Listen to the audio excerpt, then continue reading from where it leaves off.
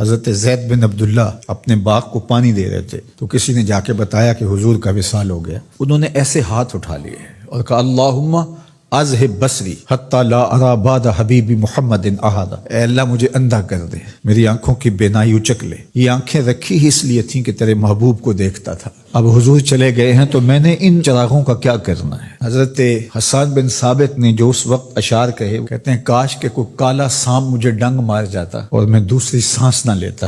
اور حضرت سیدہ فاطمہ کے جو قلب اطہر کی کیفیت تھی، سبت علیہ مصائب لو انہا سبت علی الایام سرنا لیالیا، میرے اوپر جو مصیبتیں ٹوٹ پڑی ہیں وہ اگر دنوں پہ ٹوٹ پڑتی تو وہ کالی راتیں بن جاتی. حضرت عمر رضی اللہ تعالی عنہ تلوار نکال کے کھڑے ہو گئے اور کہا کہ جس نے کہا نا حضور کا انتقال ہو گیا میں اس کی گردن اڑا دوں گا. تھوڑی دیر بعد حضور پرانی حالت کی طرف پلٹ آئیں گے. اب یہ کیفیت کتنی حساس تھی. ادھر منافقین نے چال چلنا شروع کر دی.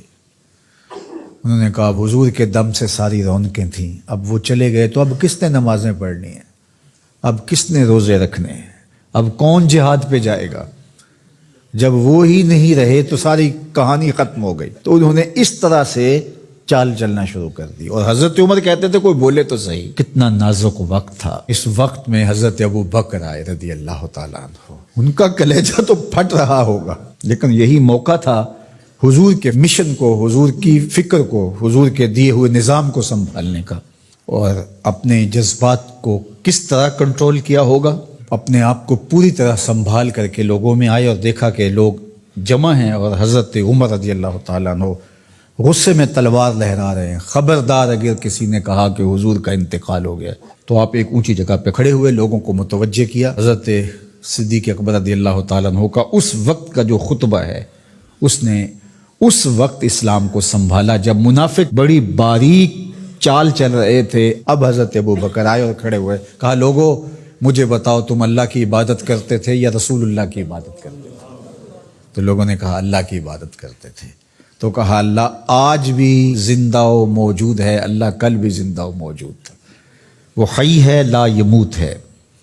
اللہ اکبر. پھر انہوں نے وہ آیت کریمہ پڑھی وما محمد الا رسول قد خلت من قبلہ الرسل. اور صحابہ فرماتے ہیں ہمیں لگا کہ جس طرح یہ نازل اسی وقت کے لیے ہوئی تھی.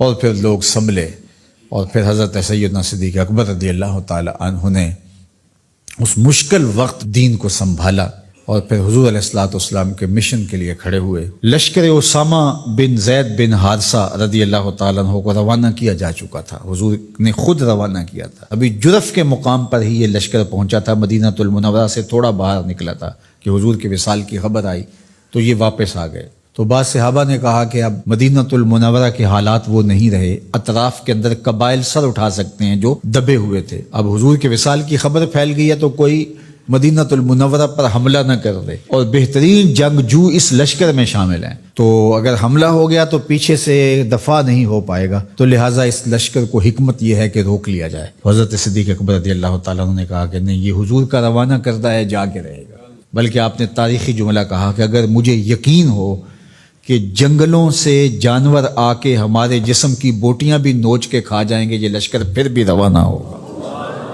لوگوں نے حضرت عمر سے کہا کہ ضرور لشکر کو روانہ کریں، لیکن حضرت ابو بکر رضی اللہ تعالی عنہ سے اتنا کہیں کہ امیر لشکر کو معزول کر کے کوئی اور قریشی سردار بزرگ اس کا امیر بنا دیا جائے. 9 عمر لڑکا ہے، دوسرا غلام زادہ ہے، تو بڑے بڑے قریشی سردار اور جنگجو ان کی قیادت کو قبول کرنے سے انکار نہ کر دیں. تو وہ گئے اور جا کے کہا کہ بڑے بزرگوں کی یہ رائے ہے کہ آپ ضرور لشکر کو روانہ کر دیجئے، لیکن اتنا کیجئے کہ امیر لشکر کو تبدیل کر دیجئے. حضرت صدیق اکبر کے چہرے پر جلال آ گیا اور آپ نے جو جملے کہے وہ اتنے سخت تھے. ثقلت امک یبن خطاب، اے خطاب کے بیٹے تیری ماں تجھ کو روئے.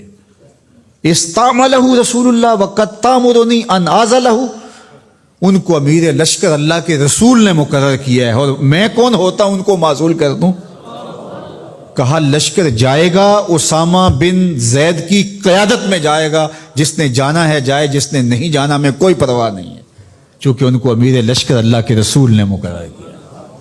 اللہ اکبر. پھر جب لشکر اسامہ کو روانہ کیا حضرت صدیق اکبر نے تو حضرت اسامہ کے گھوڑے کی باک اپنے ہاتھوں سے پکڑی اور اسامہ کو اوپر سوار کیا رضی اللہ تعالیٰ عنہ کو، اور نیچے ساتھ پیدل چلے، اللہ اکبر، اور ساتھ یہ کہتے جاتے تھے اسامہ تو وہ ہے جس کو میرے رسول نے مقرر کیا ہے۔ اور پھر یہ لشکر کامیاب اور بامراد ہو کے لوٹا۔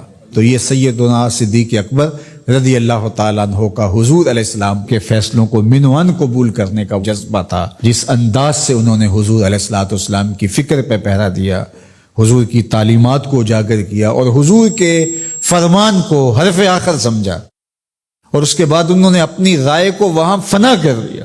صلح حدیبیہ کا موقع آیا تو 1400 اصحاب تھے، قریش نے کہا ہم عمرہ نہیں کرنے دیں گے، تو وہاں سے ایک معاہدے کے ذریعے واپس آنا ہوا۔ تو حضرت عمر نے کہا ابو بکر ہم دب کے صلح کیوں کریں، صلح کی شرائط تو برابر کی ہونی چاہیے۔ تو حضرت ابو بکر صدیق کا صرف ایک لفظ دیکھیے، انہوں نے کہا عمر کیا یہ صلح نامہ حضور نے قبول کیا ہے؟ کہا کیا ہے۔ کہا ہوا رسول اللہ، کہا وہ اللہ کے رسول ہے۔ اللہ اکبر، کثرت صوم و صلات کی وجہ سے افضل نہیں ہے، بلکہ حضور کے لیے اطاعت و انقیاد، فرما برداری، اور حضور علیہ السلام کے لیے بس اپنے آپ کو قربان کر دینے کا وہ جذبہ، وہ آپ یہاں دیکھتے ہیں تو بدرجہ کمال آپ کو نظر آتا ہے۔